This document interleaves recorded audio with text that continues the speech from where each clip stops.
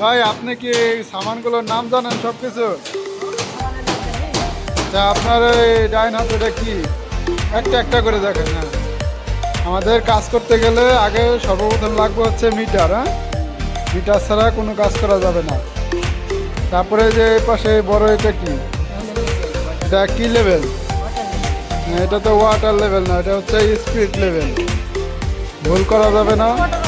না না, ওইটা স্পিড লেভেল। তারপরে কি আছে এটা?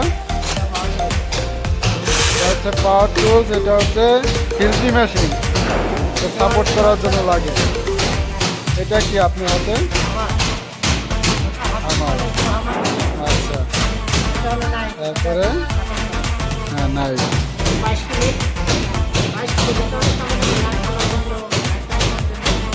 আচ্ছা, এটা কি স্পিনার ভাই? আচ্ছা, অটো স্পিনার বলে এটাকে। আবার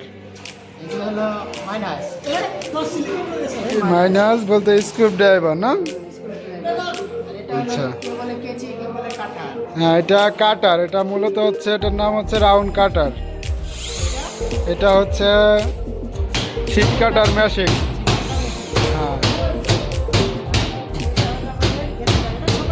হ্যাঁ, এটা গ্যারান্ডার মেশিন। এটা মোটামুটি সবাই চিনে। তো আপনি যেভাবে চালাইতেছেন এগুলো এভাবে কিন্তু চালানো ঠিক না, ঠিক আছে? আনসেফ করতেছেন আপনি। এটা হচ্ছে ড্রিল মেশিন।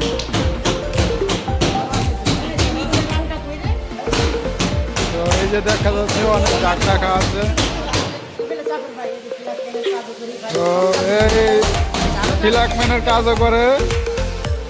এই যে সিজার লিফট চলতেছে, এখানে সে